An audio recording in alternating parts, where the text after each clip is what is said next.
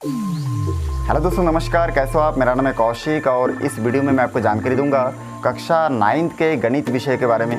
तो इस वीडियो को शुरू से लेकर आखिरी तक देखते रहिए।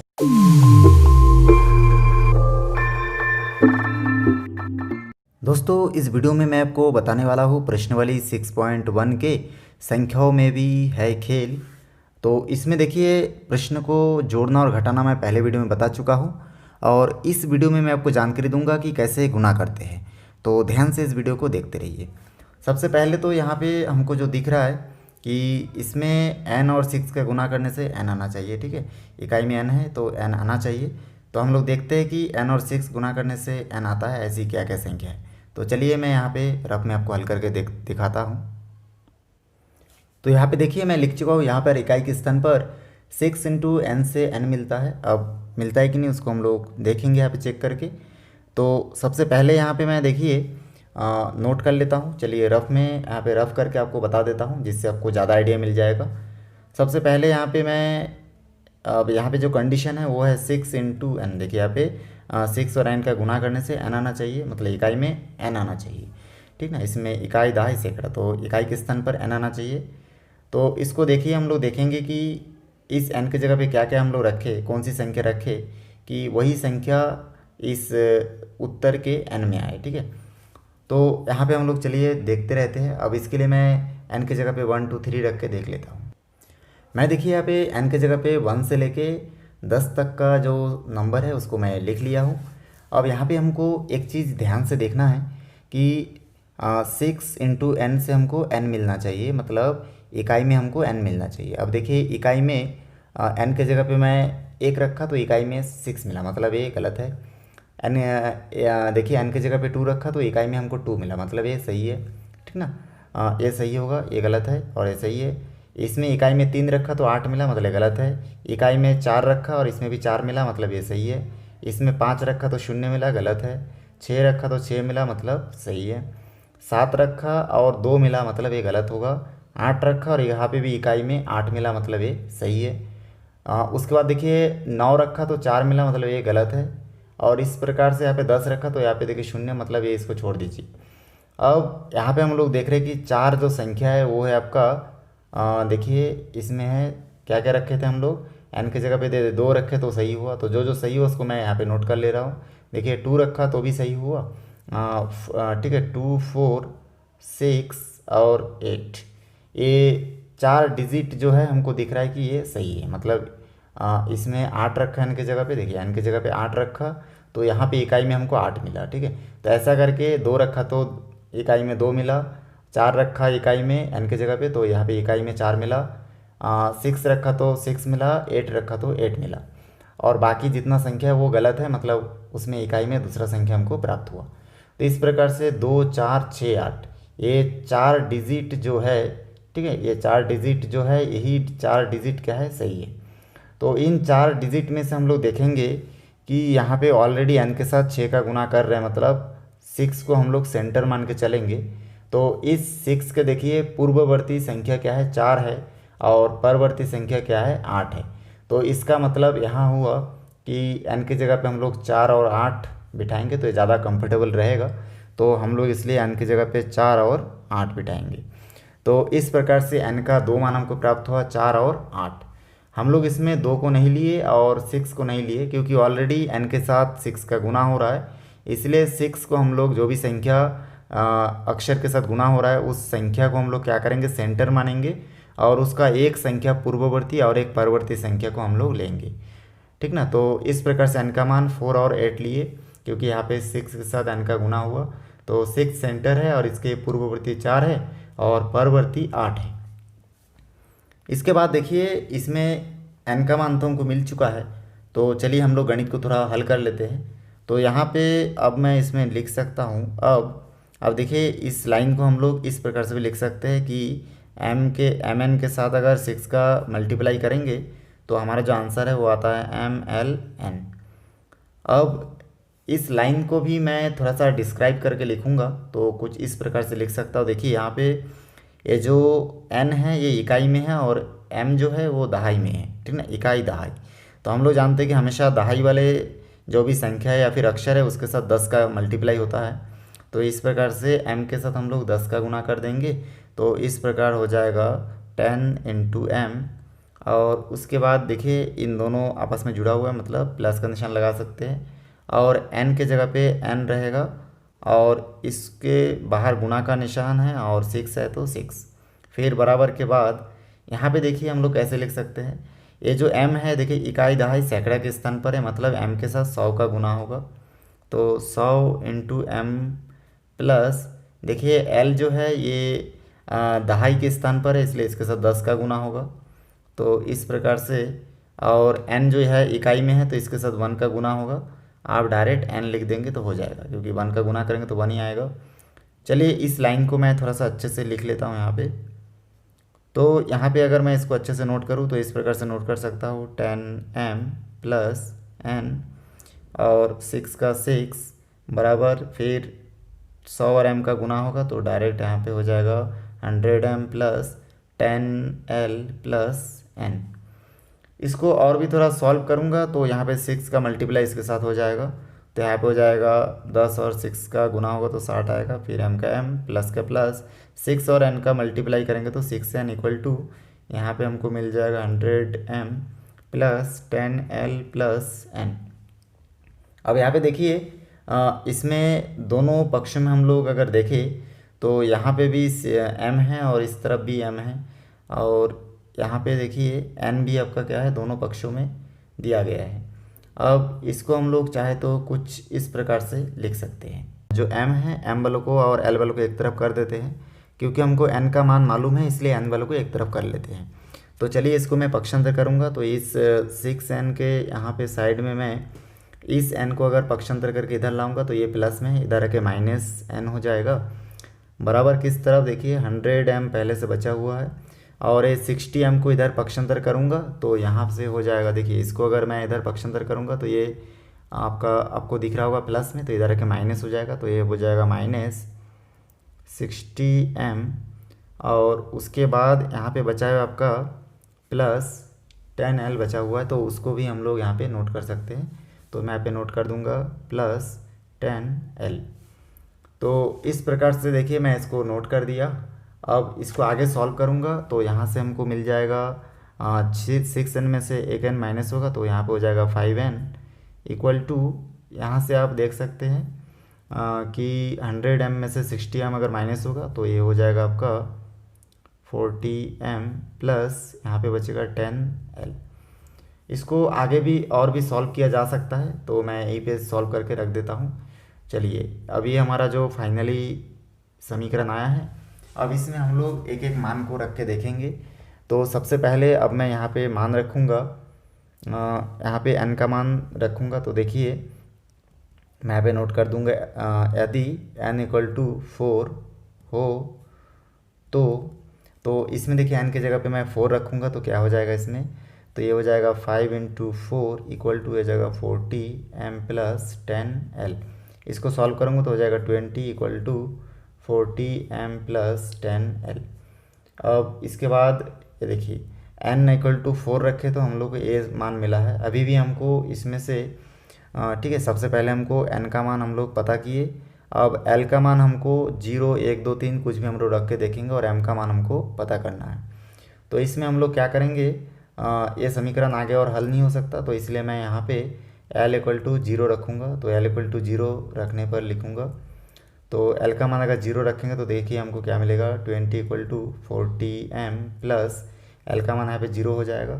तो इस प्रकार से हमको यहाँ से मिल जाएगा m 40m मिलेगा, 40 को पक्षांतर कर दूंगा तो मिल जाएगा 20/40, ये दोनों कट जाएगा और 2 के साथ 4 कटेगा तो 2 बचेगा।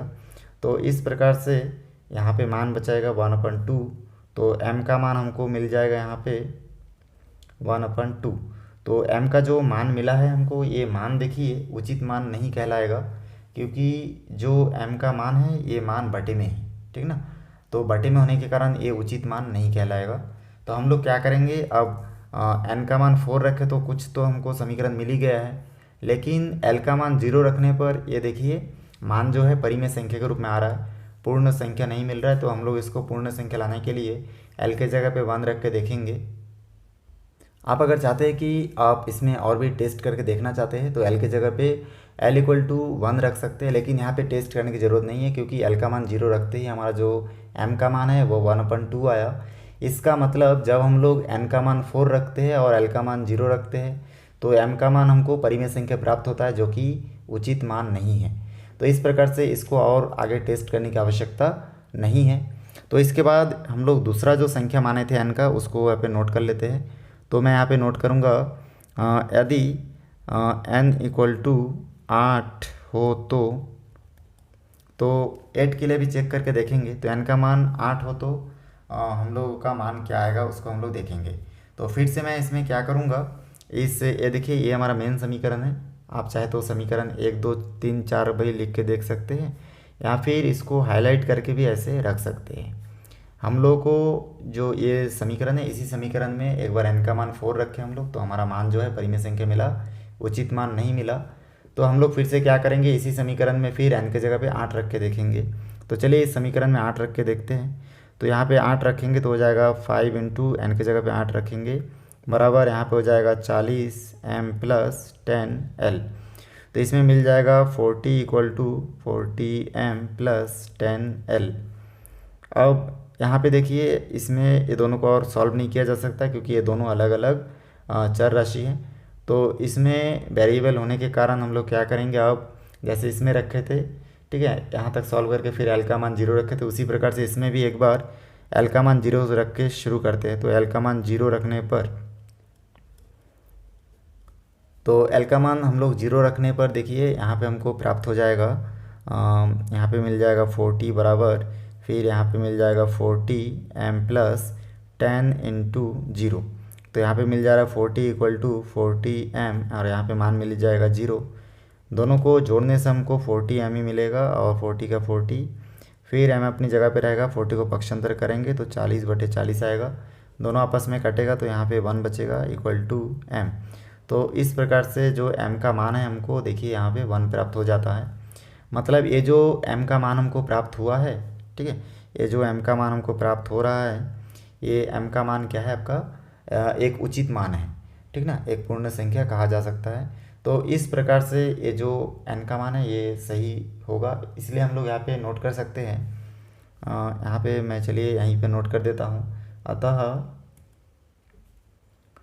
अतः हम लोग लिख सकते हैं कि n equal to 8, l equal to 0 रखे थे हम लोग यहाँ पे। l इक्वल टू 0 रखने से m का मान क्या है, एक अच्छा संख्या प्राप्त हो जाता है। तो इसको आगे अगर आप चाहें तो और भी नोट कर सकते हैं। तो यहाँ पे देखिए मैं आगे इसको नोट करके और भी लिख सकता हूँ। तो चलिए नोट करके आपको दिखाता हूँ। अब अतः ये 3 मान हमको प्राप्त हुआ है, तो हम लोग इसको बिठा सकते हैं कि जो क्वेश्चन था उस क्वेश्चन के अनुरूप हम लोग बिठा सकते हैं कि यहाँ पे m के जगह हो जाएगा 1 और n के जगह होगा 8 इंटू 6, ठीक ना। इसको मल्टीप्लाई करने से जो हमारा आंसर मिलता है वो है आपका 108। तो इस प्रकार से देखिए हम लोग का जो मान है वो आ गया है। तो इस प्रकार से n का मान ये होने से ये तर्क सही होता है, तो ये हमारा आंसर होगा। दोस्तों मैं जैसे आपको इससे पहले भी गुणा बताया हूँ, उसी प्रकार से यहाँ पे देखिए प्रश्न नंबर 4 में लिखा हुआ है कि 1z into z equal to हमारा जो आंसर है वो है 7z। तो यहाँ पर इकाई के स्थान पर मैं लिख के रखा हूँ कि z इंटू जेड से z मिलता है। देखिए z और z गुना करने से इकाई में z आना चाहिए। तो z का मान क्या होगा उसको पता करने के लिए मैं जैसे इससे पहले हल किया था उसी प्रकार से रफ में आपको हल करके पहले एक बार देख लेना है कि इसका मान क्या आता है। तो चलिए मैं यहाँ पे रफ़ कर लेता हूँ। तो रफ़ में मैं यहाँ पे देखिए मैं नोट कर देता हूँ z into z equal to, यहाँ पे मान जो है वो आपको z मिलना चाहिए। तो यहाँ पे मैं z और z के जगह पे एक ही जैसे संख्या रखूँगा, जैसे 1 इंटू 1 इक्वल टू आपका कितना मिलता है, इसमें देखिए मिलेगा 1। तो ठीक है, इसमें 1 मिल रहा है इकाई में। उसी प्रकार से 2 इंटू 2 करूँगा तो यहाँ पे मिल जाएगा 4। यहाँ पे 3 इंटू 3 लिखूँगा तो मिल जाएगा इसमें 9। 4 इंटू 4, दोनों जेड की जगह पे एक ही जैसा संख्या हमको रखना पड़ रहा है इसमें। तो इस प्रकार से यहाँ पे मिलेगा 16। 5 इंटू 5 में यहाँ पे मेरे को मिल जाएगा देखिए 25। 6 इंटू 6 में यहाँ पे मेरे मिल जाएगा 36। 7 × 7 में यहाँ पे मिल जाएगा देखिए 49, और 8 × 8 में मेरे को मिल जाएगा 64, 9 × 9 में मेरे को मिल जाएगा 81। तो चलिए इतना काफ़ी है, 9 तक लिख लेना है। अब इसमें हम लोग को देखना है कि z के साथ z का गुना करने से हमको z मिलना चाहिए, और ये जो z है ये देखिए 1 के साथ, z के साथ क्या है, मल्टीप्लाई में 1 है। तो इस प्रकार से 1 हमारा क्या होना चाहिए, सेंटर, केंद्र होना चाहिए। अब 1 अगर केंद्र होगा तो 1 के पूर्ववर्ती कोई संख्या हमको नहीं दिख रहा है। अगर हम लोग कोई संख्या लेने जाएंगे तो -1 हो जाएगा, तो हमको माइनस में नहीं लेना है, हमेशा प्लस में लेना है इसमें। तो यहाँ पे देखिए 1 के पूर्ववर्ती संख्या हमको कुछ नहीं मिला, तो इसलिए हम लोग इसमें 1 ही रखेंगे, ठीक है। और 1 के परवर्ती माने 1 के बाद ऐसी संख्या जिसमें इकाई के स्थान पर अगर हम लोग जो संख्या जैसे 5 रखे तो इकाई में भी हमको 5 मिला, ठीक ना। z और z दोनों जगह पे जो संख्या रखेंगे इकाई में हमको वही संख्या मिलेगा। तो यहाँ पे 4 रखने से इकाई में 6 मिल रहा है, 3 रखने से 9 मिल रहा है, लेकिन 5 और 5 रखने से हमको यहाँ पे इकाई में 5 मिल रहा है, तो इसलिए 5 को लेना है। तो देखिए 1 के पूर्ववर्ती संख्या नहीं, इसलिए 1 को लेंगे, और परवर्ती संख्या मतलब 1 के बाद वाला संख्या हमको 5 मिल गया, और हमको कुल मिला के 2 संख्या लेना रहता है, इसलिए हम लोग 1 और 5 लेंगे। तो यहाँ पे मैं लिखूँगा 1 और 5। यहाँ पे आप लोग सोच रहे होंगे कि मैं 6 और 6 को क्यों नहीं लिया। तो 6 को मैं इसलिए नहीं लिया क्योंकि देखिए 1 के बाद दोनों संख्या 1 के बाद वाला संख्या है 5 और 6, तो सबसे पहला वाला ही हमको लेना है अगर पहले है तो, और दूसरा हम लोग नहीं ले सकते क्योंकि हमको एक ही संख्या लेने का इसमें कंडीशन है। और 1 के पूर्व संख्या, 1 से पहले वाला कोई संख्या लेना था, तो 1 के पूर्व ऐसा कोई संख्या है नहीं, ठीक ना, 0 को हम लोग नहीं ले सकते इसमें। तो इस प्रकार से एक संख्या 1 होगा और एक संख्या 5 होगा। तो यहाँ पे देखिए z का मान 1 और 5 हुआ। अब इसको आगे हम लोग सॉल्व करके देखते हैं। तो अब देखिए यहाँ पे मैं लिखूँगा और उसके बाद जो क्वेश्चन है उसको लिख लेता हूँ। यहाँ पे 1z × z इक्वल टू यहाँ पे हमको मिलता है 7z। अब यहाँ पे जो मैं लिखा हूँ देखिए, इसको मैं चाहूँ तो इस प्रकार से लिख सकता हूँ। यहाँ पे z देखिए इकाई में है और 1 जो है दहाई में है, तो इसको मैं नोट करूँगा तो इस प्रकार से कर सकता हूँ। दहाई के साथ 10 का गुना मतलब 1 के साथ 10 का गुना होगा, और प्लस z इकाई में है इसलिए इसके साथ कोई गुना नहीं करना है, इनटू इस z का z होगा। और ये दोनों देखिए मैं इसको तोड़ के लिखा हूँ, 1z को तोड़ के 10 × 1 + z लिखा हूँ। कैसे लिखा हूँ, यहाँ पे 1 इकाई में दहाई में है इसलिए इकाई दहाई में है इसलिए 1 के साथ 10 का गुना हुआ, और z इकाई में है इसलिए इसके साथ 1 का गुना मतलब z ही हुआ, और इनटू का इनटू z का z बराबर का बराबर हम लोग इसमें लिखेंगे। और यहाँ पे 7z को भी मैं लिख सकता हूँ, देखिए इकाई दहाई, z जो 7 जो है दहाई में है इसलिए 10 × 7, और प्लस z इकाई में है तो z का z, ठीक ना। इकाई वाले के साथ 1 का गुना आप करना चाहते तो कर सकते, वरना ऐसे रहने दीजिए। अब यहाँ पे देखिए हमको यहाँ पे इस प्रकार से मिल गया। अब इसको आगे भी मैं अगर सॉल्व करूँगा तो मिल जाएगा मेरे को 10 और 1 का गुना करेंगे तो 10 मिलेगा, और ये देखिए z जो है इस z का साथ दोनों का गुना करना। चलिए मैं अलग अलग कर लेता हूँ। तो यहाँ पे हमको इस प्रकार से मिल जाएगा, 10 और 1 का गुना करेंगे तो 10 प्लस का प्लस z का z गुना का गुना z का z इक्वल 10 और 7 का गुना करेंगे तो इसमें 70 प्लस z का z। इसको और भी आगे सॉल्व करने से हम लोग को यहाँ पे प्राप्त होगा 10z, ठीक है, 10 के साथ z का गुना होगा प्लस z और z गुना होगा तो हो जाएगा इसमें z का स्क्वायर। तो आप चाहे तो यहाँ पे z स्क्वायर कर सकते हैं, और इक्वल टू यहाँ पे 70 का 70 और प्लस z का z। अब ये जो समीकरण हमको मिला है, ठीक है, इस समीकरण को मैं हाईलाइट कर लेता हूँ। अब इस समीकरण में हमको क्या करना है, z का जो 2 मान हम लोग निकाले थे उन दोनों मान को यहाँ पे रख के देखना है कि सही है कि नहीं है। अब z का मान पहले 1 रखेंगे इसमें, तो चलिए मैं यहाँ पे z का मान 1 रख के देखता हूँ। तो यहाँ पे मैं लिखूँगा यदि z इक्वल टू 1 हो तो z इक्वल टू अगर 1 हो तो हम लोग यहाँ पे लिख सकते हैं, यहाँ पे देखिए 10 × z के जगह पे 1 प्लस 1 का square equal to 70 plus z का z के जगह पे 1 रखेंगे तो इसको सॉल्व करेंगे तो यहाँ पे मिल जाएगा। देखिए 10 और 1 का इसमें हो जाएगा 10 प्लस 1 को 2 बार गुना करेंगे तो 1 मिलेगा, और 70 और 1 को ऐड करेंगे तो 71, इसमें हो जाएगा 11 इक्वल टू 71। तो ये जो कंडीशन है ये क्या है, गलत है, असल में संतोषजनक नहीं है। तो ये दोनों एक दूसरे के इक्वल भी नहीं है, तो not equal 11 not equals to 71। तो यहाँ पे हम लोग लिख सकते जो कि संतोषजनक नहीं है, ऐसा आप लिख सकते हो। ऐसे लिखा रहता है बहुत जगह पे, तो इस प्रकार से आप लिख सकते हो कि यहाँ संतोषजनक नहीं है। तो हम लोग दूसरा जो मान इसमें निकाले थे z का 5, उस मान को फिर इस समीकरण में रख के देखेंगे। तो फिर से हम लोग लिखेंगे यदि z इक्वल टू 5 हो तो z इक्वल टू 5 हो तो हम लोग इसमें फिर देखिए इसमें रखूँगा मैं 10 इंटू जेड के जगह पे 5 प्लस जेड के जगह पे 5, तो जेड का स्क्वायर इसलिए 5 का भी स्क्वायर होगा बराबर यहाँ पे हो जाएगा आपका 70 प्लस जेड के जगह पे रखूँगा 5। अब इसमें देखिए 10 और 5 का गुना होगा तो हो जाएगा इसमें 50। 5 को 2 बार गुना करूँगा तो 5 पंजे 25 बराबर 70 और 5 को ऐड करूँगा तो 75। अब 25 और 50 को अगर हम लोग ऐड करेंगे तो हमको मिल जाएगा 75 इक्वल टू 75।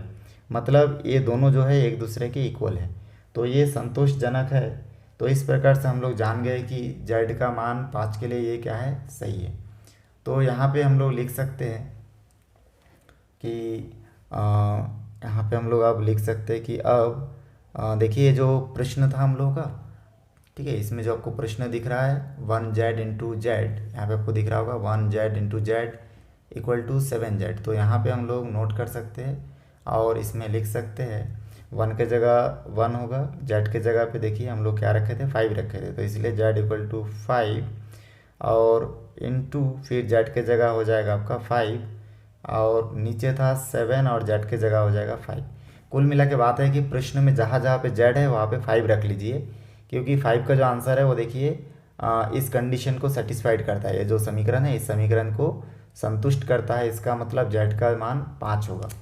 लेकिन z का मान 1 इसलिए नहीं हुआ क्योंकि z का मान 1 रखने से इस समीकरण को संतुष्ट नहीं करता। एक इक्वल के देखिए एक तरफ 11 और एक तरफ 71 मिलता है, तो इसलिए हम लोग इस प्रकार से इसको सॉल्व किए।